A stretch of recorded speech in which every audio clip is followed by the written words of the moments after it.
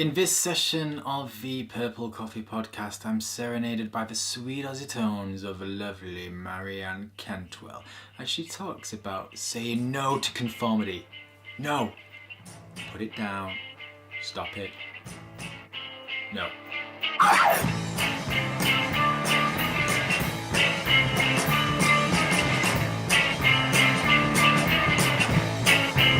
Hello and welcome to session 17 of the Purple Coffee Podcast, inspiring stories from creative entrepreneurs. I am your host, Turn Dog, and in this edition I speak to the wonderful Marianne Cantwell, who is all about being a free-range human. What is that, you may ask? Well, it's about living life on your terms. If you want to work on a beach and be awesome, do it.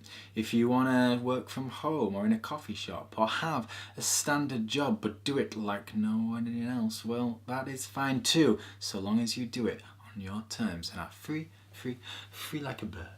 In this session, I do talk to Marianne. It's all about her great mistake, and as often is the case, it's for my book, The Successful Mistake, a book all about an entrepreneur's great faux pas and how they turned it around, so entrepreneurs like your good self can learn from it and make sure you don't make the same ones.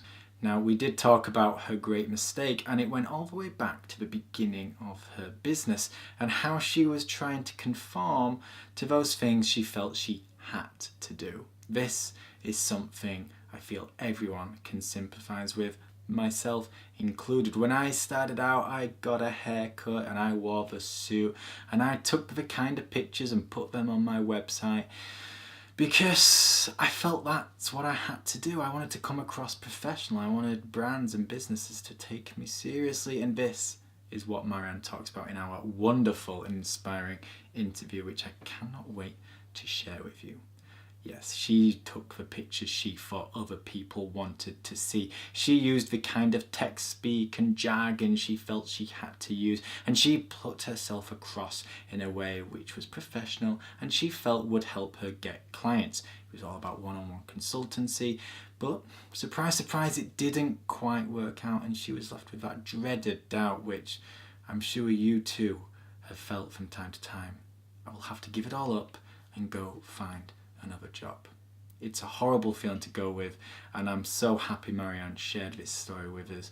It's rather heart-stringing indeed, but don't worry, she came through it because she started listening to her gut, changed her website, started doing things on her terms, and wow, she hasn't looked back since. Seriously, one of the people who inspires me the most. I'm so happy to know her, and I'm so happy to share this with you. So without further ado, I'm going to stop chatting and get straight into this interview because this is something that will help so many people, and I'm sure it will help you too. Chances are you're feeling these exact worries right now at this very moment.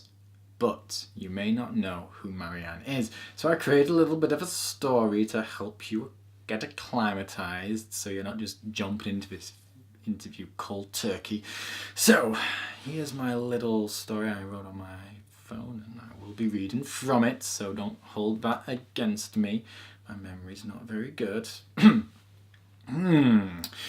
So imagine my excitement when faced with the opportunity of interviewing the lovely Marianne Cantwell, an Aussie with a wonderful Aussie accent who has spent a great deal of time in my motherland and travels the world like it's her job.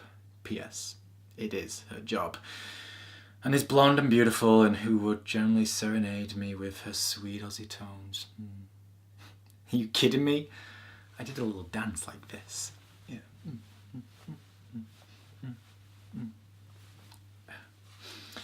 Marianne is a super cool cat, and her free-range human world is all about helping people like your good self find freedom and build a happy life around it. She writes and coaches and consults and rocks out like some down under Aussie robot with sweet Aussie robot moves. Aussie women, my bleeding kryptonite. Oh, yeah, here's the interview.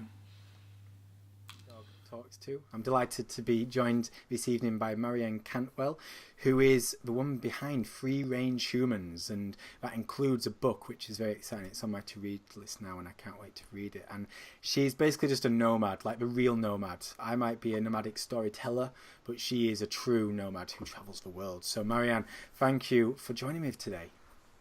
Thank you. Nice to be here, Matthew. Well, it's really exciting to have Marianne. We're going to talk about mistakes and how she's overcome them over the years to get to where she is now. And it is, of course, all in aid of the successful mistake. But before we get into all of that, Marianne, please just give us a bit of an insight into who you are and what it is that you do.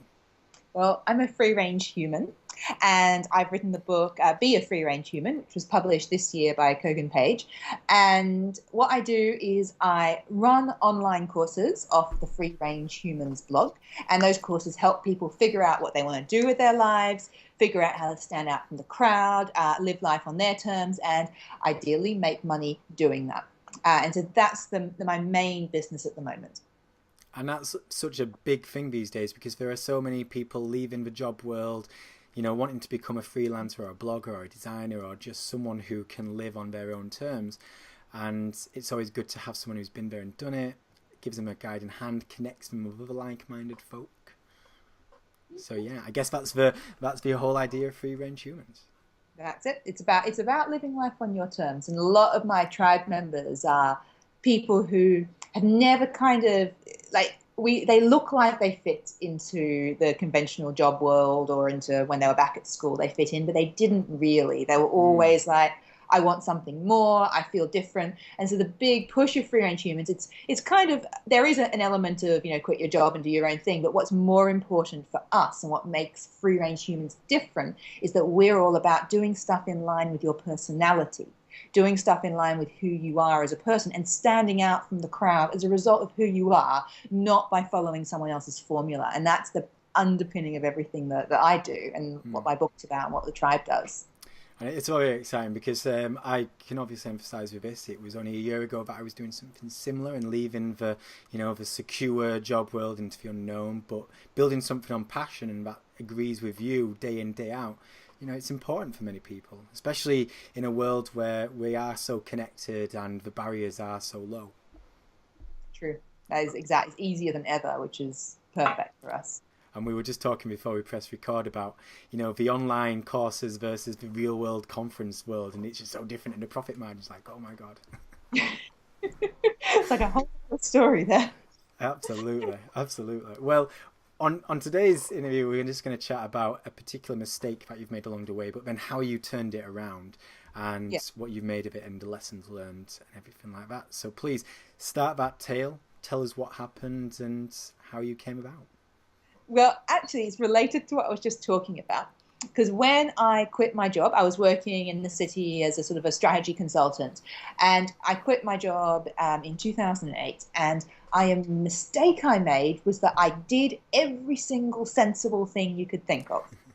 I got the books out from the bookstore. I read up on them. And I was like, this is how you start a business. You set up a website. You have a nice logo. You come up with a clever brand name.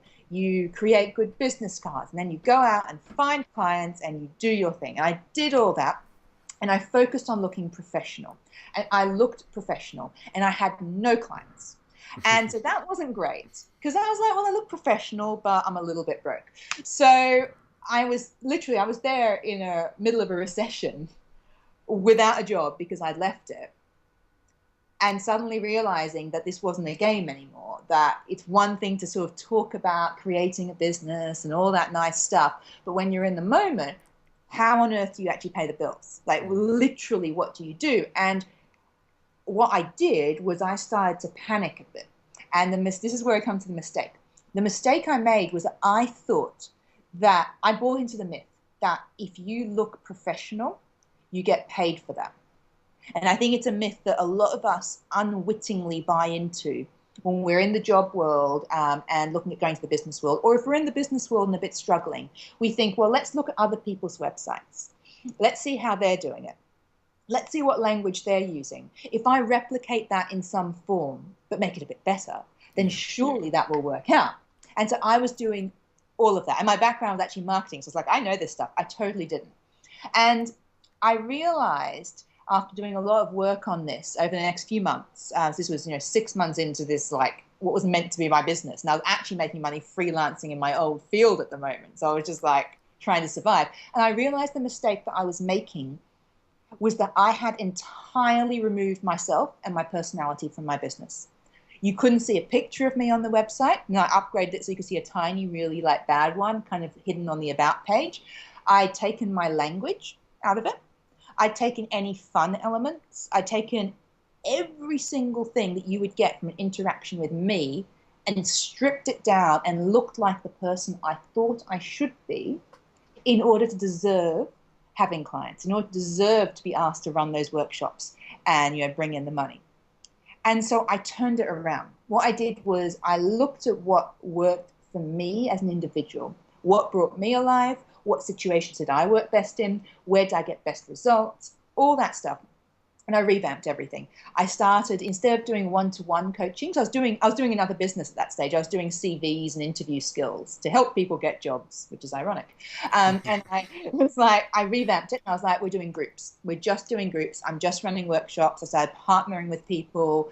I started writing a blog called Free Range Humans on the side. And that blog was originally actually about getting a job in a recession. Really ironic.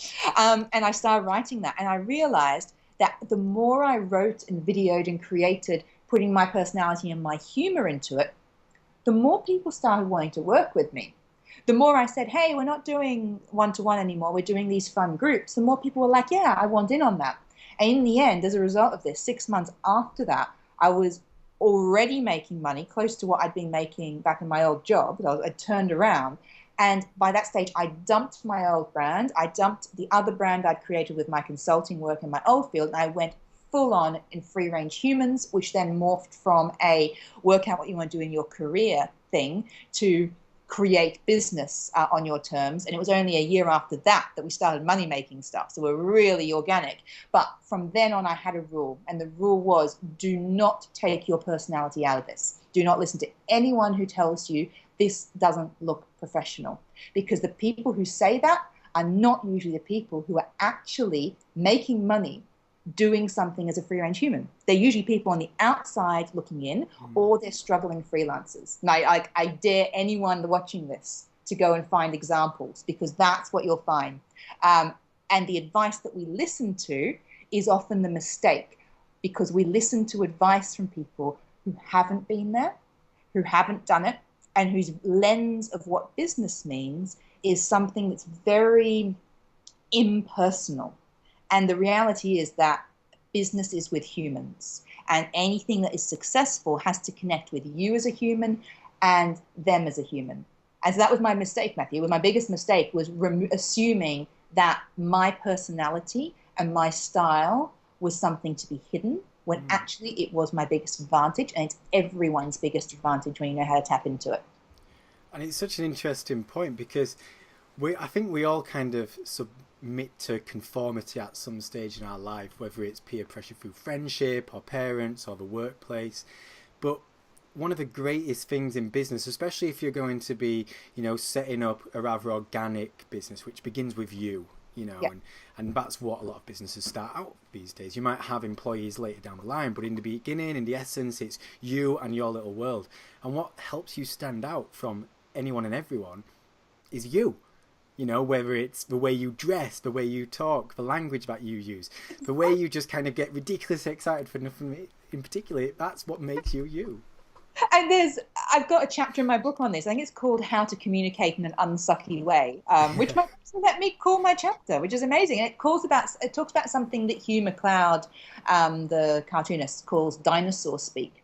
And he puts it so well, and I quote him in the book for this, and he talks about how most business language is based on what people in the 80s thought was good business language, and it strips out humanity. So it says things that make no sense. I have people who come up to me and, have, MBAs or whatever, and start talking to me about how they're going to monetize their leverage or whatever. And in the end, I'm like, so you're saying you're going to open a cupcake shop down your street. And I'm like, why would you do that? And the problem is that if you can go and play with that language all you want in your spare time, but when you then present that to your clients and to your customers, you're not connecting with what's important to them, because not many people who are interested in how you're going to monetize your leverage or whatever, they're interested in, can I get a really great cupcake that's going to impress all my friends down at the office?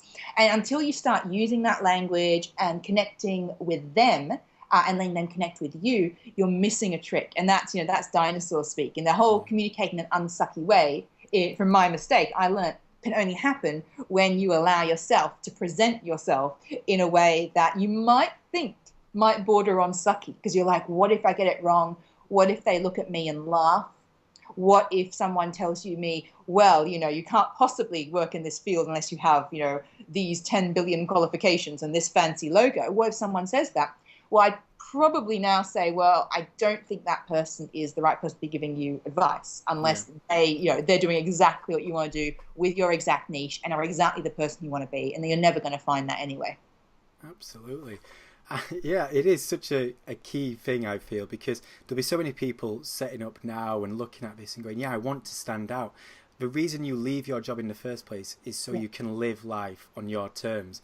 So why would you then try live life on someone else's terms? It makes all the sense in the world when you think about it, but we do. And I know what I did when I first started. My first website was a bit more corporate. I felt like I had to conform to the marketing world more. Whereas when I started to understand my own world, I was like, you know what? It's just about trying to get the true essence of me out there into the world. And the quicker I whittle away the people who don't like me, the better. Because hopefully that's just so much quicker to actually meet the people I want to meet. Exactly. And it's the whole, it really came to me one day. I wrote a blog post called, I forget what it's called, but it was about something I called the beige army, which has become a bit of a term in free range humans land. And the beige army are the people who always drag you down, who tell you things aren't possible, who say, well, that's a bit weird, isn't it? Shouldn't you just get a job? And I wrote this blog post, and I wrote it a few days after I had this conversation with someone who was a complete beige army member, and who was like, well, if you try running the event like that, then I think you'll put people off. And I was like, does it put you off? Yes. He's like, yes. And I was like, brilliant. And it was the first time I let myself think, thank God for that. And before that, I was always like, oh, but if it puts someone off, I should edit that word. I should remove that. I should take that picture off. And what you end up with is something that appeals to no one, because it wasn't brave enough to put a few people on the edges off. Yeah. And whenever I talk, I have a huge thing I love to talk about standing out, but the essence of it is you cannot stand out if the way that you want to stand out is by going online, looking what other people are doing, and doing a version of that. Because if your version of standing out is, I'm going to kind of get inspired by other people and do pretty much what they're doing but change a couple of words, then you're allowing them to define your reality, your future, and your income. And secondly, you're always going to be a vague shadow of them. Yeah. And no one stands out. A shadow does not stand out. People don't like sheep. I see this all the time, by the way. I get emails from people or people posting on my Facebook fan page or wherever, and they'll look really interesting, and I'll click on their thing, and there'll be a rip-off of someone else's header, like usually a friend of mine's header. And I'm like, I can see you want to stand out, and often they're about brands that stand out. And I'm like, but you've just copied someone else. You're not standing out. You're conforming. So and this is the irony, right, is the only way to get noticed is to put something out as you, not to go, what is the formula for standing out? And yet when we start out, that's what we do. That's what I did. I'm sure that's what you did. And that's what a lot of people do. And it's a hard lesson to learn, but it's also an expensive lesson, because you will not do well if you do that. But it's really worthwhile to break through and get that permission to put things out there in your own style, because that's when things really happen. Well, I classify it as wandering in the wilderness, and I did it for 5, 6, 7, 8 months, just wandering around. Oh, I kind of want to do this, and I'm kind of happy with that, but just second guessing yourself so much and going, am I doing what needs to be done? And you go into it thinking, no, I'm going to be strong and I'm going to do it my way, but we always kind of buckle in, and it takes a very brave character to not do that. And chances are there'll be people watching who are just about to set up, just in the process of maybe a few months or a few years down the line, and they will be doing it, and they might not know it, but they probably are, because That's fine as we well. usually I do. think it's whenever I have a client set up their business, and when they come up to me and be like, "I'm changing my brand," I'm like, "Congratulations, you've made it." You've gone When over a first hump. first brand, it will change. It's very rare that it doesn't change. Most people who are successful now, it's their second brand or more. And it doesn't have to be expensive. You can just do a website change for, a couple of costs of cups of coffee or whatever. It's not difficult. But I think it's really important for people watching this to realize that, it's not, I think when we talk about standing out and being authentic and doing your yourself, it can feel like an optional extra. Yeah. And, I learned, I was there, having to support myself in the middle of a recession in one of the most expensive countries in the world. I wasn't nomadic at that point. And it wasn't just a do things because it feels nice to me thing. It was partly that. It was mostly, if I don't seriously revamp this, I will have to go back into a job, and I'm not sure I can get one. And I have to pay the bills. And I had to take a serious look at myself. So the reason I say that is it's not something that's fluffy that you're like, oh, you should stand out when you have a chance. It's like you won't have a chance until you get real with who you are. So something we talk about a lot is using your personality. So if I tried to act like a super organized, structured, strategic person who'll tell you every minutiae of each step, I would do very averagely. And if that person tried to act like me, they would do very averagely. So anyone watching, I'd say, who are you trying to act like? And are they really the right model for you? Or are you trying to act out of flow with your personality? Because that's another element of it. Not just how are you coming across, but is the work you're doing actually in flow for you and your personality? Because if it's not, you're going to be struggling. You're going to be sort of liking it, but it's not really working. If you're going to feel tired after each thing, and you'll get that thing that when you get a client, you're excited about the money, but not about the work. And that's when things start going downhill. So it's just a heads up, because I made that mistake as well, to watch out for that and to realize it's not an optional thing. And the final thing I'd say about it is when you're a solopreneur, you are your business's biggest asset.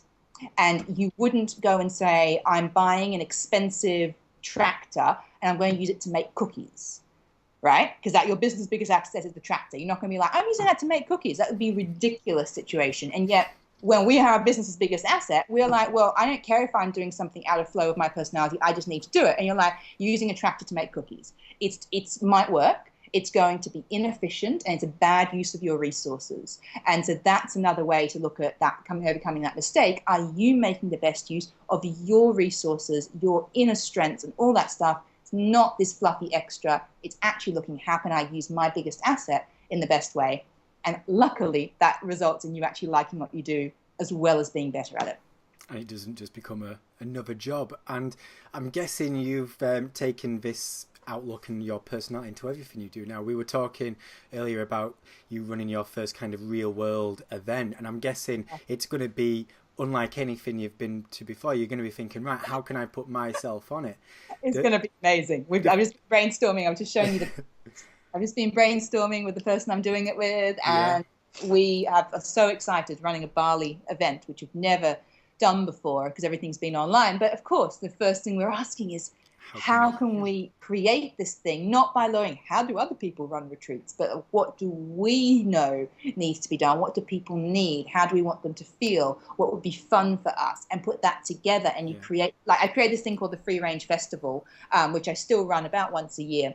And it's an online event, and I was just telling you about how it's a lot based on imagination. It's 2 weeks, 10 speakers, all online, and we have a campground, we have fringe tents, all online again, food tents, which we made online, happiness tents, art tents. We have serious speakers, fun speakers throughout the week. And the whole thing was created from me one day sitting actually in Bali, or oddly enough, and thinking, what would be really fun for me to run within 2 weeks that I could do without having to write a course. And that came up. It's become my most popular product.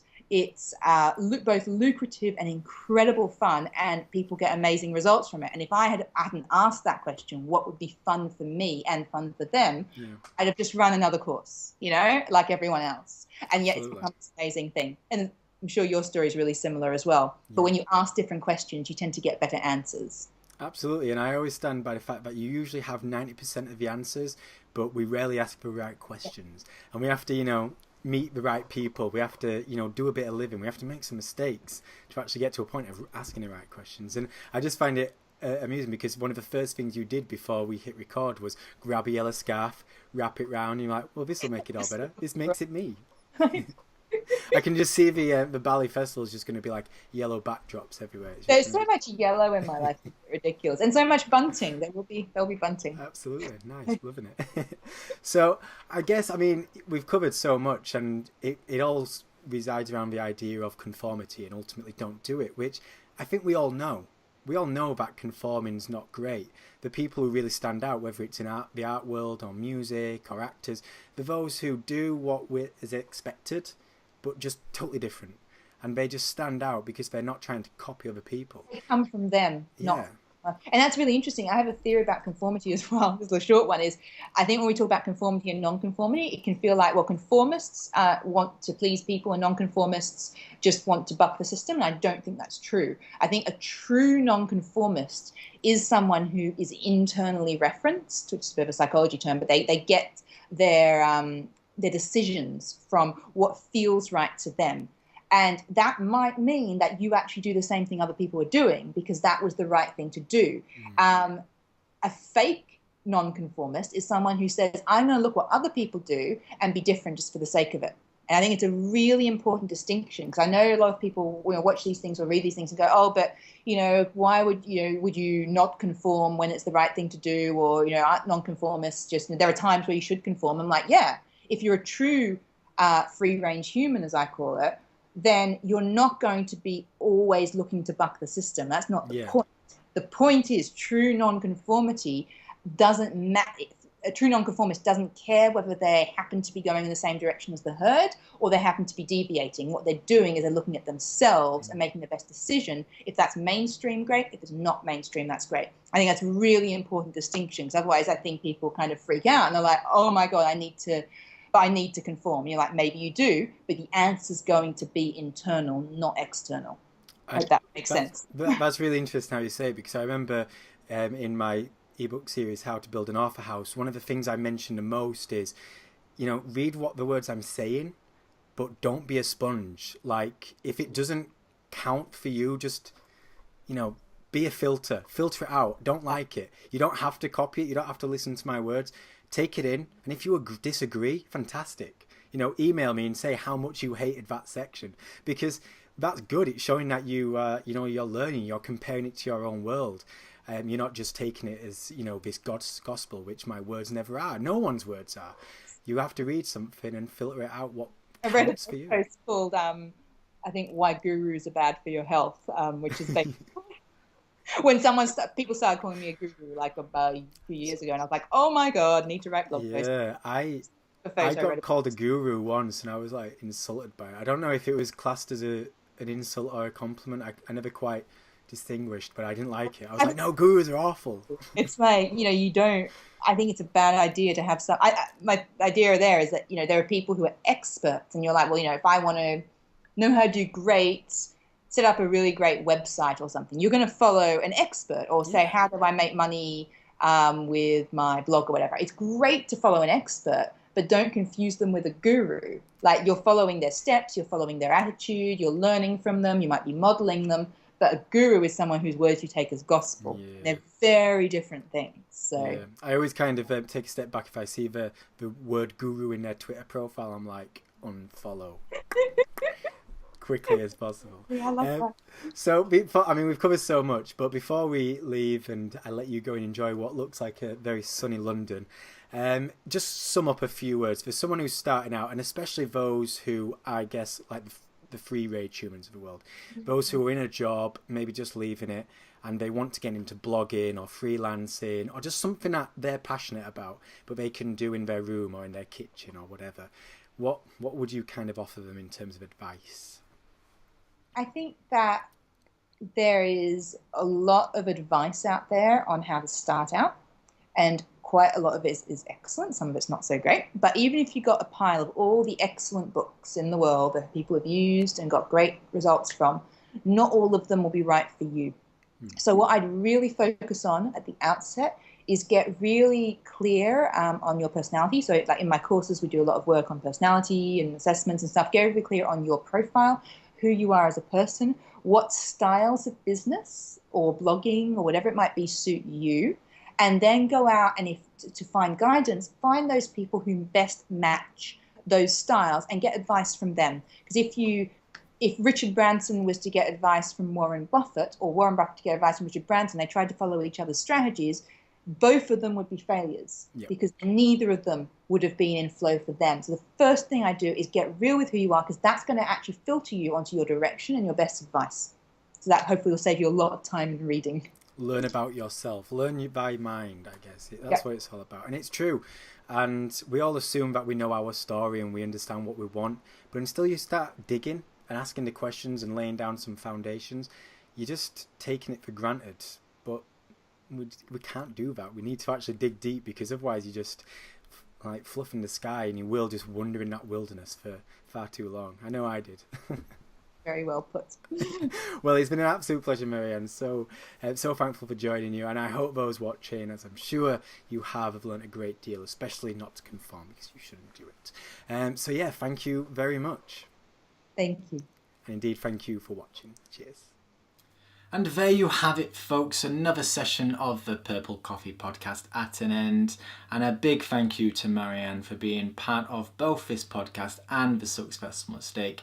Her great faux pas is one that I have felt, and I'm sure you have too, when we begin working for ourselves, no matter how strong we are, no matter how figured out we think we've got it figured out, we always ultimately try to conform to what other people do.